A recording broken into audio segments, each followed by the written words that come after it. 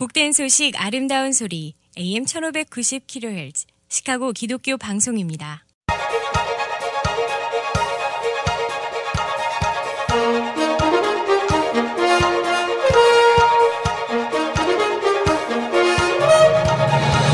김정일 해설위원의 시사 해설. 세상을 넓게 봅니다. 삶의 지평이 넓어집니다.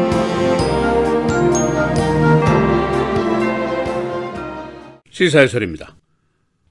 트럼프 대통령이 어제 헤이티라든가 에콰도르 그리고 아프리카의 나라들을 아주 비열한 언어로 호칭을 해서 다시 큰 소동이 일어나고 있습니다. 그가 쓴 그 단어를 제가 지금 방송에서 한국말이든 영어로든 말하기가 아주 적절하지 않은 그런 단어입니다. 더구나 문제가 된 것은 그가 이 언어를 화이트하우스에서 의원들과 공식 회의 중에 썼기 때문에 더욱 놀라움이 커졌습니다. 트럼프가 인정적인 발언을 한 것은 자주 있어온 일입니다. 그러나 지금 시점이 정부 예산 통과를 놓고 정부 폐쇄를 막기 위해서 다카 문제라든가 매우 민감한 이민 문제들을 협의하는 중에 벌어진 일입니다. 그래서 정치권에서는 자칫하면은 이번 트럼프의 저속한 언어 사용 때문에 이 협상 자체에 지장이 있지 않을까 하는 조심스러운 우려까지 나오고 있습니다. 그래서 오늘은 트럼프 대통령이 비열한 단어를 사용한 것, 어떤 일이 벌어졌는지 알아보도록 하고, 공화당, 민주당 양당 의원들의 반응은 어땠는지, 또 현재 협상 중인 이민 문제 지금 어디까지 와 있는지 알아보도록 하겠습니다. 어제 화이트하우스 미팅에는 트럼프 대통령이 소환을 한 공화당, 민주당 의원들 협상의원팀이 모여서 회의를 하던 중이었습니다. 다카 문제와 함께 TPS라는 문제도 협의가 됐는데, 이 TPS라는 것은 Temporary Protected Status 그런 뜻입니다. 임시 보호 대상국 이민 그런 뜻입니다. 그러니까 지진이라든가 천재지변 같은 것이 일어난 나라에서 에콰도르라든가 헤이티 같은 나라에서 임시로 이민을 받는 프로그램입니다. 이 트럼프 대통령이 이 문제를 협의하던 중에 이런 얘기를 했습니다. 우리가 왜 이 XX 같은 나라에서 이민을 받아야 하나? 라고 문제의 발언을 했습니다. 그는 작년에도 헤이티라든가 나이지리아 같은 나라를 대상으로 해서 이 사람들은 모두 에이즈 환자다라고 얘기를 하기도 하고, 그들이 자신의 오두막집으로 결코 돌아가지 않을 것이다 라고 말을 한 적이 있습니다. 인간이 다 부족한 존재이기 때문에 자신과 다른 것에 대한 본능적인 거부감이 있게 마련입니다. 또 누구나 정도의 차이는 있지만 인종에 대한 편견도 있다고 볼 수가 있습니다. 그러나 이런 XX 이런 단어가 나온 것이 화이트하우스의 공식 회의석상, 또 의원들 간의 협상의 자리, 또 중대하고 민감한 사항이 협의되는 그런 자리에서 나왔다는데 바로 문제가 있습니다. 트럼프의 발언이 처음으로 워싱턴 포스트에 의해서 보도가 됐고, 잇따라서 다른 주요 언론들이 모두 보도를 하면서 그 파급이 커졌습니다. 미국의 의회 의원들 중에 헤이티 출신도 있고 도미니카 출신도 있고 포르리카 출신들도 있습니다. 이 의원들이 나서서 트럼프 대통령의 저속한 언어를 즉각 규탄하고 나섰습니다. 그런가 하면 헤이티 대사도 나서서 트럼프의 비열한 언어 사용을 꾸짖었습니다. 어제 헤이티 대사관에는 미국 국민들의 사과 이메일이 종일 쇄도했다라고 언론들이 보도를 하고 있습니다. 이런 사태에 대해서 화이트하우스의 부대변인이 성명을 통해서 이런 얘기를 했습니다. 워싱턴의 일부 정치인들이 외국을 위해서 싸우지만 트럼프 대통령은 미국을 위해서 싸우고 있다. 트럼프 대통령은 미국을 더욱 강하게 만들 수 있는 이미 정책을 추구하고 있는데, 그 해결책은 우리 사회에 공헌을 할 수 있는 대상, 또 우리 경제를 키울 수 있는 대상, 또 우리나라의 신속하게 동화가 될 수 있는 대상의 이민을 수용하는 것이다 라는 주장을 했습니다.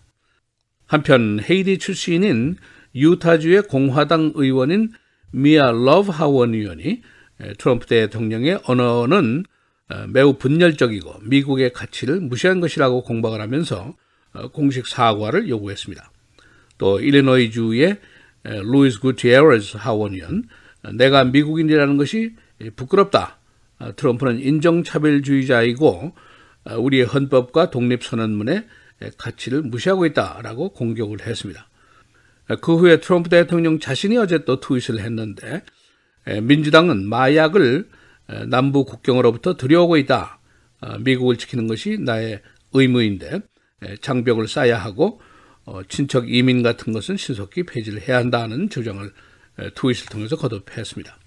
이 트럼프 대통령의 인종차별적인 발언은 그동안 수도 없이 많이 있습니다. 멕시코 이민자들을 강간범이라고 호칭을 한 적이 있고 버지니아주의 샬럿스빌의 백인 우월주의자 시위대 차량 돌진 치사 사건 양측이 다 문제가 있다라고 얘기를 했고 흑인 풋볼 선수에게 SOB라고 호칭을 하면서 당장 끌어내라고 호통을 친 적도 있습니다. 또 오바마 대통령의 출생증명서 시비를 여러 해 동안 해온 거 이것도 같은 일입니다. 그러나 이번처럼 화이트하우스의 공식 회의석상에서 이런 발언을 한 것은 처음 있는 일입니다. 지금 협상안의 내용이 어떻게 되고 있는지 간단히 설명드리겠습니다. 아직 협상 타결까지는 가지를 않았지만은 첫째, 다카 수혜자들을 최소 한 10년 정도 거주한 이후에 궁극적으로 시민권 부여를 하는 길을 열어주자 하는 안이 나와 있고 대신에 멕시코 장벽 쌓기 기금 150억 달러를 의회가 인준해 준다. 그리고 국경 보안 요원 10,000명을 더 증원하는데 여기에 100억 달러를 더 준다. 그리고 이 Diversity Lotto 프로그램 소수 국가 이민들의 숫자를 한 절반 정도로 줄인다. 또 임시 보호주의국의 이민도 줄인다. 그리고 드리머들이 그들의 부모를 초청할 수 있는 권리를 막는다. 이런 내용들이 지금 거론이 되고 있습니다. 그런데 협상에 나선 의원들이 그 결과에 대해서 큰 혼동을 일으키고 있다는 얘기입니다. 일부 의원들은 거의 합의에 우리가 도달했다라고 기자들에게 설명하는 의원들이 있었습니다. 그러나 협상팀의 주요 의원인 닉 더빈 상원의원 그리고 린지 그램 상원의원 등이 트럼프 대통령의 회의 소집 연락을 받고 화이트하우스에 들어가니까 그 자리에 반이민 강경파 의원인 알칸사의 탐 카튼 상원의원 같은 사람이 합석을 하도록 되어 있더라. 그래서 깜짝 놀랐다. 그런 이야기도 나오고 있습니다. 또 일부 밖에 있는 의원들은 이 소수의 협상팀의 협상 내용에 힘을 실어주기를 거부하고 있습니다. 그대들이 협상 대표권이 있는 것이 아니다라고 주장을 하고 있습니다. 이 탐 카튼 상원의원 같은 사람은 합법 이민도 지금의 절반 수준으로 줄이자, 또 고령자 부모의 초청의 경우에는 영주권 부여를 금지한다. 이런 매우 강경한 이민 정책을 주장해온 사람입니다. 그래서 지금 현재로서는 이민 협상에 별 진전이 없는 것으로 대부분이 보고 있습니다. 이 연방 예산 마감일이 1월 19일 다음 주 금요일입니다. 이때까지 이민에 대한 합의가 있어야 되고 예산에 대한 합의가 이루어져야만이 정부 폐쇄를 면할 수가 있습니다. 시사해설 김재일입니다.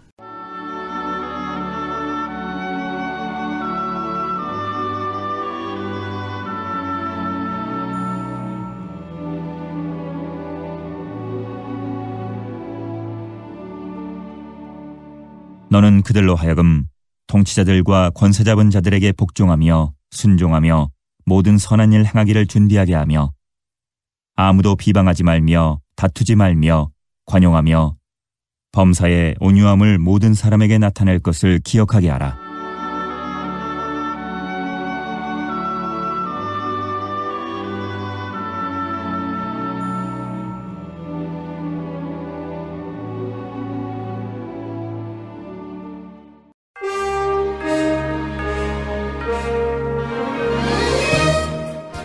(1월 10일) 금요일 헤드라인 뉴스입니다.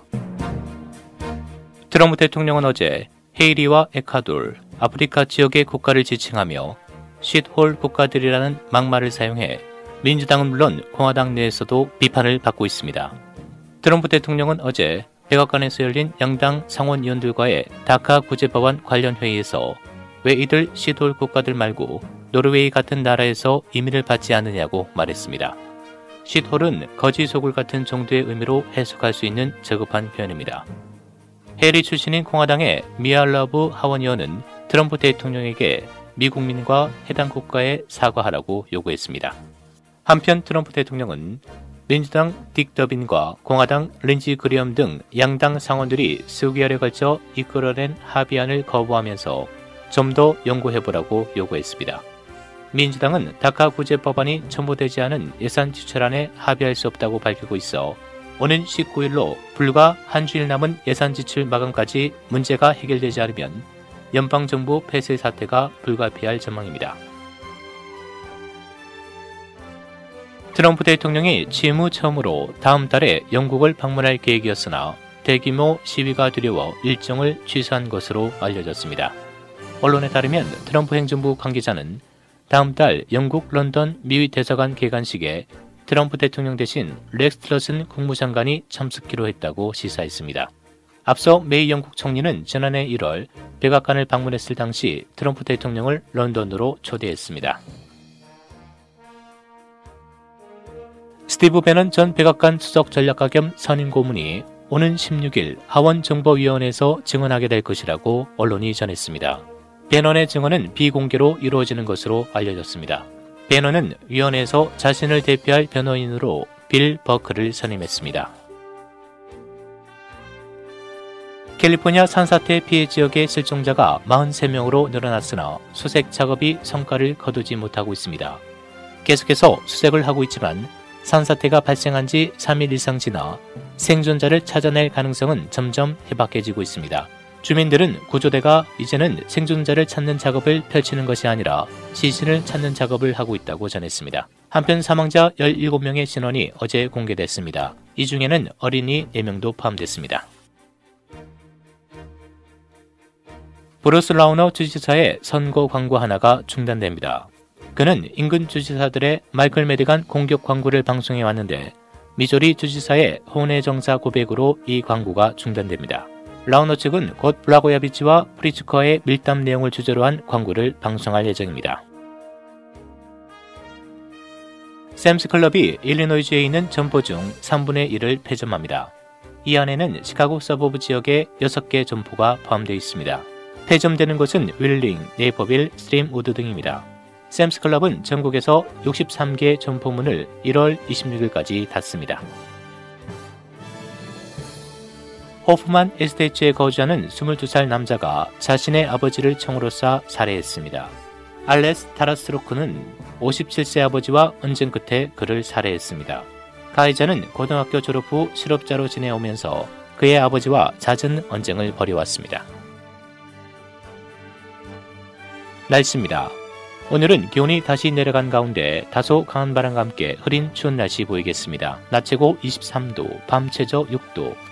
주말인 내일은 대체로 맑은 추운 날씨 이어지겠습니다. 낮 최고 17도, 밤 최저 4도. 주일 대체로 맑고 일부 흐린 지역 있겠습니다. 낮 최고 24도, 밤 최저 19도. 다음 주 월요일 흐리고 오전에 눈이 내리겠습니다. 낮 최고 25도, 밤 최저 3도입니다.